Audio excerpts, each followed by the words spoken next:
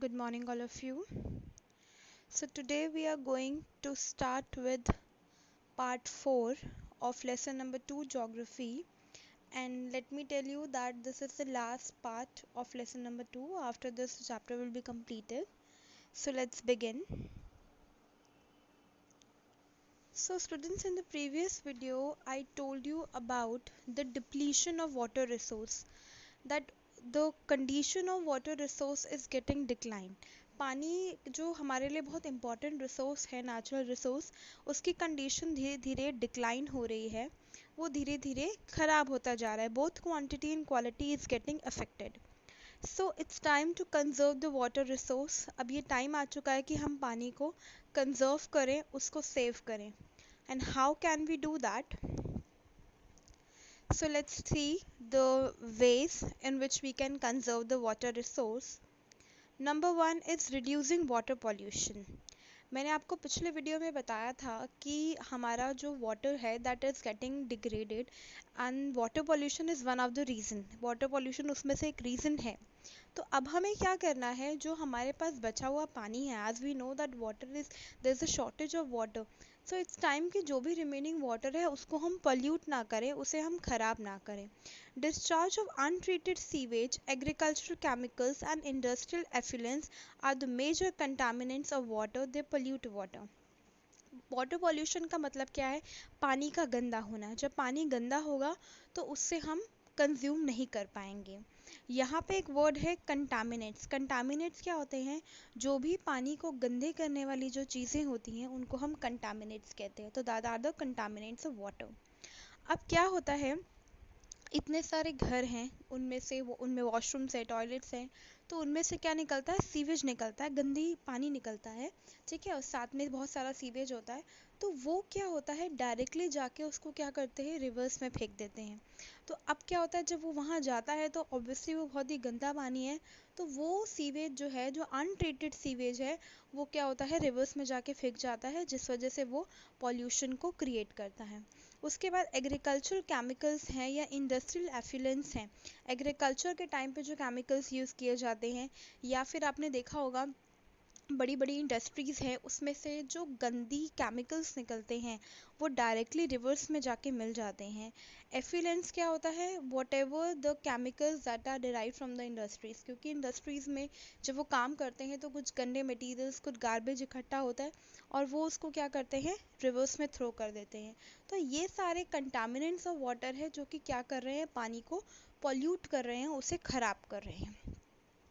अगला है forest and other vegetation over slow cover the slow the surface run of and restore the underground water. अब क्या होता है, मैंने आपको ये पहले भी बताया था, अगर कोई लैंड खाली है, ज़मीन खाली है, तो पानी जब बहेगा तो वहाँ से फ्लो होके चला जाएगा. लेकिन अगर वहाँ पे पेड़ पौधे लगाए हमने, फॉरेस्ट है, वेजिटेशंस लगाई हुई हैं वहाँ पे, तो जो पानी गिरेगा उसे वो क्या करेंगे, उसकी रूट्स उसे एब्जॉर्ब कर लेंगी. ठीक है, वो उसे एब्जॉर्ब करेगा और वो एक तरीके से किसका सोर्स बन जाएगा, अंडरग्राउंड वाटर का. तो जब पानी हमारे पास से जा रहा है, तो अगर हम इस तरीके की वेजिटेशन करते हैं तो पानी जो है वो अंडरग्राउंड वाटर को हम दोबारा से रिस्टोर कर सकते हैं. तो इट्स बेटर कि हम वहाँ पे वेजिटेशन लगाएं ताकि पानी ज़्यादा से ज़्यादा ज़मीन उसको एब्जॉर्ब कर पाए और अंडरग्राउंड वाटर दोबारा रिस्टोर हो पाए. उसके बाद आता है स्प्रिंकलर्स. स्प्रिंकलर्स क्या होते हैं? अगर मेरे पास एक एग्रीकल्चर लैंड है, उसमें मुझे पानी छिड़कना है इरिगेशन के लिए, तो दो मेथड्स हैं. या तो मैं पाइप के थ्रू उसको छिड़कूँ. अगर मैं पाइप के थ्रू करती हूँ तो पाइप में ज़्यादा पानी चाहिए होगा मुझे और वो बहुत दूर तक एरिया कवर भी नहीं कर पाएगा. इसलिए आपके ये स्प्रिंकलर्स होते हैं, आप यहाँ देख सकते हैं, ये होते हैं. इससे क्या होता है, एक तो ये बहुत ही कम कंज्यूम करते हैं पानी, पानी बहुत कम लगता है और बहुत दूर तक ये इससे हम पानी का छिड़काव कर सकते हैं. तो ये इरिगेशन में हेल्प करता है. यहाँ पे आप देख सकते हैं ये सारा इंडस्ट्रियल वेस्ट है, गार्बेज है, सीवेज है, जो कि निकल कर पानी को क्या कर रहा है, पॉल्यूट कर रहा है. तो इस तरीके की चीज़ें हैं जो पानी को पॉल्यूट कर रही है. अगर हम इनको इग्नोर करेंगे, नहीं करेंगे, तो हम पानी को कंजर्व कर सकते हैं. उसके बाद आपका है वाटर हार्वेस्टिंग. आपने इसके बारे में पढ़ा होगा. It is important to save the surface water. Rain water harvesting is a process of collecting rain water from the rooftop and redirecting to an appropriate location where it can be stored for the future use. तो rain water harvesting क्या होता है, जो भी बारिश का पानी आता है उसको हम अपनी रूफ टॉप पे कलेक्ट कर लें और कलेक्ट करके उसकी एप्रोप्रिएट लोकेशन पे रखें ताकि हम उसको फ्यूचर में यूज़ कर सकते हैं और किसी चीज़ों के कंजप्शन के लिए. And it's a fact that 2 hours of rainfall is enough to save 8,000 liters of water. अगर 2 घंटे भी लगातार बारिश हो रही है तो we can save 8,000 litre of water. इतना पानी हम सेव कर सकते हैं. तो it's very necessary and high time कि हम पानी को सेव करें ताकि फ्यूचर यूज़ में हम उसको रख सकें, जैसे कि हमें पता है कि वाटर की शॉर्टेज हो रही है. आप ये देख सकते हैं, ये पिक्चर है रेन वाटर हार्वेस्टिंग की. देन नेक्स्ट है आपका biosphere and ecosystem. They are very common terms, आपने क्लास 7th में भी पढ़ा है इनके बारे में. क्विकली मैं आपको इनके बारे में बता देती हूँ, रिकॉल दे देती हूँ. बायोस्फीयर और इकोसिस्टम क्या होता है, डेफिनेशंस आप रीड कर लीजिएगा. बायोस्फीयर क्या होता है, बायोस्फीयर आपने पढ़ा है, they are 3 domains of the natural environment, lithosphere, hydrosphere and atmosphere. तो जब ये तीनों जहाँ मिलते हैं, दैट मीन्स अगर किसी लिविंग बीइंग को रहना है, ज़िंदा रहना है, तो उसे लैंड की ज़रूरत है, उसे पानी की ज़रूरत है और उसके ऑक्सीजन की ज़रूरत है. तो वे लिथोस्फीयर, हाइड्रोस्फीयर, एटमॉस्फेयर, ये तीनों जहाँ इंटरेक्ट होते हैं वहाँ पे एक लाइफ सपोर्ट होती है. दैट मीन्स ये तीनों एक ऐसी कंडीशन क्रिएट करते हैं जहाँ पे लिविंग बींग्स रह सकते हैं. तो इसे हम क्या कहते हैं, बायोस्फीयर कहते हैं. अगला है इकोसिस्टम. इकोसिस्टम क्या होता है, इकोसिस्टम के अंदर सारे लिविंग थिंग्स जो हैं, सारे लिविंग बींग्स इंक्लूड होते हैं. वो सारे लिविंग बींग्स अपने सर्वाइवल के लिए अपने आसपास के नॉन लिविंग एनवायरनमेंट के साथ इंटरेक्ट करते हैं, उन पर डिपेंडेंट होते हैं. फॉर एग्ज़ाम्पल, अगर कोई प्लांट है तो प्लांट को फोटोसिंथेसिस करने के लिए, खाना बनाने के लिए उसे सनलाइट की ज़रूरत है. तो प्लांट एक लिविंग है और सनलाइट दूसरी तरफ क्या है, नॉन लिविंग है. तो एक लिविंग एंड ऑर्गेनिज्म, एक लिविंग थिंग क्या कर रहा है, नॉन लिविंग थिंग के साथ इंटरेक्ट कर रहा है अपने सर्वाइवल के लिए. इसे हम क्या कहते हैं, इकोसिस्टम कहते हैं. इकोसिस्टम आपका फॉरेस्ट में भी हो सकता है. जो भी एनिमल्स हैं वो प्लांट्स के लिए, ग्रासेस के लिए, इन सब के साथ जो है सर्वाइव करते हैं उन्हें खाकर. माउंटेन एरिया पे भी हो सकता है और एक स्मॉल रिवर में भी हो सकता है जहाँ पे सारी मेरीन लाइफ जो है वो वाटर पे डिपेंडेंट है. तो जहाँ पे भी लिविंग नॉन लिविंग इंटरेक्ट करते हैं आपस में उसे हम इकोसिस्टम कहते हैं. Now next topic is distribution of vegetation. Distribution of vegetation का क्या मतलब है, हमारे वर्ल्ड में जितने भी वेजिटेशंस हैं, पेड़ पौधे हैं, ये सब अनइवनली डिस्ट्रीब्यूटेड है. कहीं पे ज़्यादा है, कहीं पे कम है, कहीं पे बहुत बड़े हैं, कहीं पे बहुत छोटे हैं. तो ये डिस्ट्रीब्यूशन कैसे होता है, तो growth of vegetation depends on the temperature and moisture. पेड़ का जो ग्रोथ है और जो उनकी जो भी उनका बढ़ना है वो किस पे डिपेंड करता है, टेम्परेचर और मॉइस्चर पे. वहाँ का टेम्परेचर कैसा है और वहाँ पे मॉइस्चर कैसा है, दैट मीन्स पानी कैसा है, ये सब उस पर डिपेंड करता है. For example, in areas of heavy rainfall, जहाँ बारिश बहुत ज़्यादा होती है वहाँ पे ट्रीज़ हमेशा ह्यूज ट्रीज़ होते हैं, बहुत बड़े बड़े ट्रीज़ होते हैं. The amount of water decreases the size of the trees and their density reduces. लेकिन अगर वहाँ पानी की कमी हो जाएगी, मॉइस्चर की कमी हो जाएगी, तो जो ट्रीज़ का साइज़ है और जो ट्रीज़ की डेंसिटी है वो बिल्कुल रिड्यूस हो जाएगा. क्योंकि प्लांट्स को, ट्रीज़ को जीने के लिए पानी की ज़रूरत है. अगर वही उनको नहीं मिलेगा तो वो सर्वाइव नहीं कर पाएंगे. जैसे ह्यूमंस को प्रॉपर न्यूट्रिशन मिलता है, कार्बोहाइड्रेट्स मिलता है, सारी चीज़ें मिलती है तो वो ग्रो करते हैं. लेकिन अगर किसी को वो नहीं मिलेगा तो माल न्यूट्रिशन होगा, वो ग्रो नहीं कर पाएगा. Same goes with the trees. Next है short stunted trees and grass grows in the region in the moderate rainfall forming the grassland. अब कुछ ऐसे एरियाज़ होते हैं जहाँ पे मॉडरेट रेनफॉल होती है. मॉडरेट रेनफॉल का क्या मतलब है, ना ज़्यादा बारिश ज़्यादा होती है और ना ही बारिश ज़्यादा कम होती है.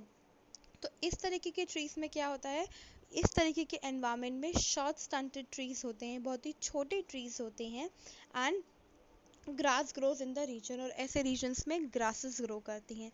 ट्रीज़ बाकी के कंपैरिजन में बहुत बड़े नहीं होते हैं, बहुत छोटे भी नहीं होते हैं, लेकिन शॉर्ट साइड्स होते हैं. अभी मैं आपको उसकी पिक्चर दिखाऊंगी. तो वहाँ पे जहाँ पे बारिश बहुत ही मॉडरेट होती है. अगला है thorny shrubs and scrubs grow in the dry areas of low rainfall. In such areas, the plants have deep roots and the leaves with a thorny and waxy surface to reduce the soil moisture.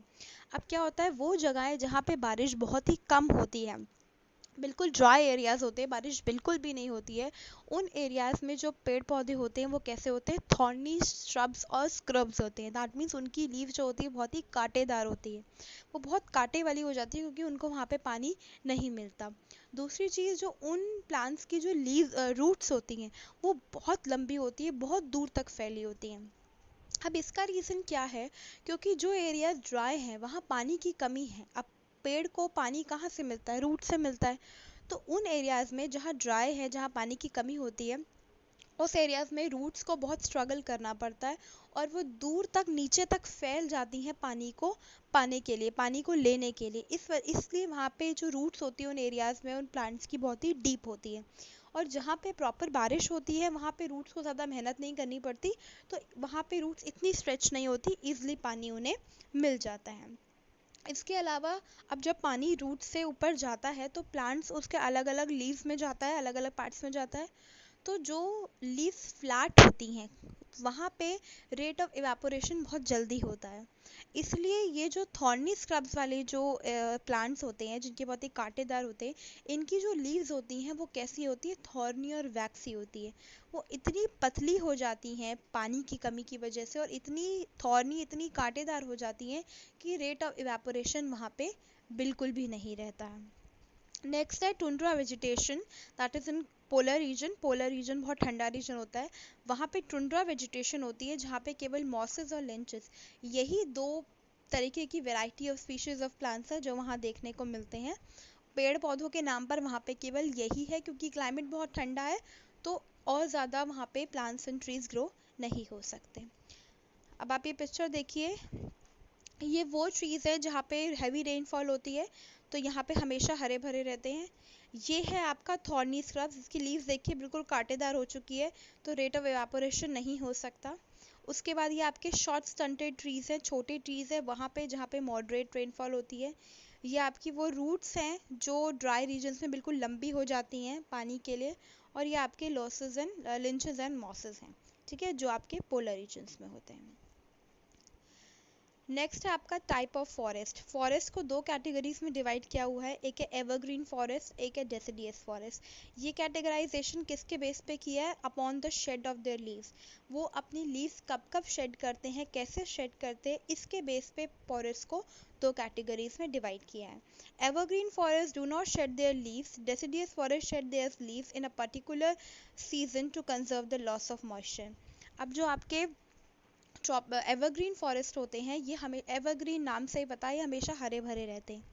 ये अपनी जो leaves हैं उनको shade नहीं करते. Shade वैसे तो करते हैं लेकिन एक साथ नहीं करते, कभी एक गिरा फिर कभी दूसरी गिर गई, तो आप इनको जब भी देखोगे आपको लगेगा ये वैसे के वैसे ही हैं, इनकी ट्रीज कभी शेड नहीं हुई है. यूजुअली उन एरियाज़ में होता है जहाँ बहुत रेनफॉल होती है. और जो डेसिडियस फॉरेस्ट होता है वो एक पूरे साल में एक पर्टिकुलर सीज़न होता है जिसमें वो अपनी सारी लीव्स को शेड कर देता है. तो इन दो बेसिस पे ये दोनों जो हैं कैटेगराइज्ड हैं.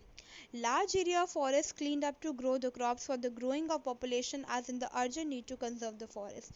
अब जैसे जैसे ह्यूमन की नीड्स बढ़ती जा रही हैं फॉरेस्ट को क्लियर करते जा रहे हैं और ये हाई टाइम है कि हम क्या करें, फॉरेस्ट को कंजर्व करें.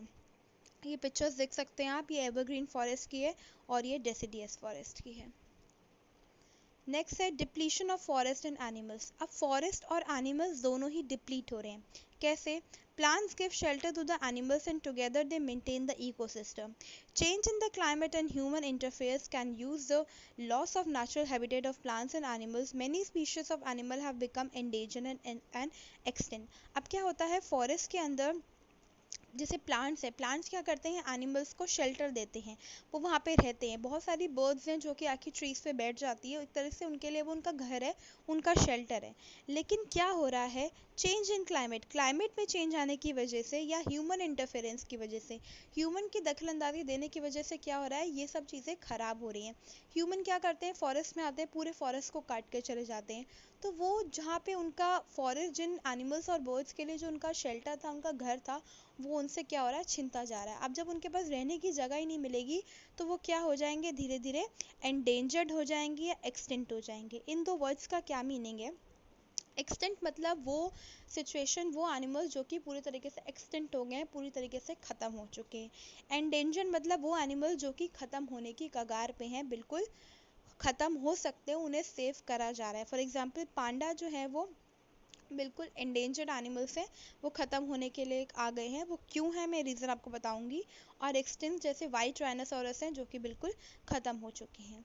उसके बाद चेंज इन क्लाइमेट एक रीज़न भी है, जैसे ग्लोबल वार्मिंग आती है, ग्लोबल वार्मिंग हो रही है, तो बहुत सारे ऐसे प्लांट्स हैं जो कि हर तरीके की एनवायरनमेंट में, हर तरीके के सीज़न में ग्रो नहीं कर सकते हैं। तो ग्लोबल वार्मिंग की वजह से क्लाइमेट में चेंज आ रहा है और धीरे धीरे प्लांट्स की जो ग्रोथ है वो भी कम होती जा रही है। Deforestation, construction activity, forest fire, poaching, and natural disaster and tsunami are some of the disaster and human factors which accelerate the process of extinction. तो जैसे डिफॉरेस्टेशन हो रहा है, हम पेड़ काट रहे हैं, हम कंस्ट्रक्शन कर रहे हैं, जहाँ पे लोगों के रहने की जगह वहाँ हम बिल्डिंग्स बना रहे हैं, फॉरेस्ट में आग लग रही है, पोचिंग मैं भी आपको बताऊंगी, नेचुरल डिज़ास्टर है, सुनामी आ रहा है। तो ये कुछ ऐसे फैक्टर्स हैं जो धीरे धीरे प्लांट्स और एनिमल्स को क्या कर रहे हैं, ख़त्म करते जा रहे हैं, डिप्लीट होते जा रहे हैं। नेक्स्ट है आपका पोचिंग। पोचिंग और हंटिंग जो है उसमें बहुत माइनर डिफरेंस होता है। हंटिंग के बारे में आप सबको पता होगा। हंटिंग क्या होता है, जब हम किसी एनिमल को हंट करते हैं तो किसी भी, हम उसको खाने के लिए हंट कर रहे हैं या अपनी हमारा फन के लिए हंट कर रहे हैं, दैट इज़ हंटिंग। लेकिन पोचिंग में हम सेम हंटिंग वाला प्रोसेस करते हैं, लेकिन वहाँ हमारा मकसद कुछ और होता है। वहाँ हमारा मकसद क्या होता है, उस एनिमल को मार के उसका ट्रेड करना, उसको बेचना, या फिर उसके बॉडी पार्ट्स को यूज़ करना और उनका ट्रेड करना, that is called poaching. Now conservation of natural vegetation and wild life. अब हम कैसे कंजर्व कर सकते हैं इनको? By avoiding poaching animals as peacock for the collection of post for the collection of trade for skin, less etcetera. Some of these animals are tiger, lion, elephant. अब ये कुछ एनिमल्स हैं, जैसे आपने देखा होगा हाथी के दांत का लोग बहुत शुभ मानते हैं उसको घर पे रखने के लिए। तो हाथी का दांत चाहिए तो ऑब्वियसली इट्स वेरी ऑब्वियस कि हाथी को मारना पड़ेगा। तो लोग क्या कर रहे हैं, इस तरीके की एक्टिविटीज़ कर रहे हैं, एनिमल्स की स्किन को निकाल रहे हैं, उनकी स्किन को मार के उससे, जैसे लेदर है आपको पता है वो यूज़ होता है, या उनकी स्किन से बैग्स बन रहे हैं, कपड़े बन रहे हैं, चीज़ें बनाई जा रही हैं। तो इस तरीके का क्या हो रहा है, ट्रेड हो रहा है, तो दैट इज़ पोचिंग। और अब आप जब एनिमल्स को मारोगे तो वो धीरे धीरे ख़त्म होते जाएंगे, एक्सटिंक्ट होते जाएंगे। नेशनल पार्क्स और वाइल्ड लाइफ सेंचुरी है, बायोस्फीयर रिजर्व्स है, ये सारी चीज़ें बनाई गई हैं ताकि एनिमल्स वहाँ पे सेव रहें। साथ ही साथ अवेयरनेस प्रोग्राम्स किए जाते हैं लोगों को अवेयर करने के लिए।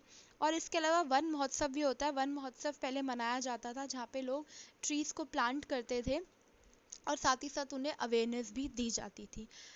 Many countries have pass the law, बहुत सारी कंट्रीज़ ने ये लॉ पास कर दिया है कि आप कोई भी इस तरीके के एनिमल्स का ट्रेड नहीं कर सकते, और अगर आप पाए गए तो ये एक पनिशेबल लॉ है।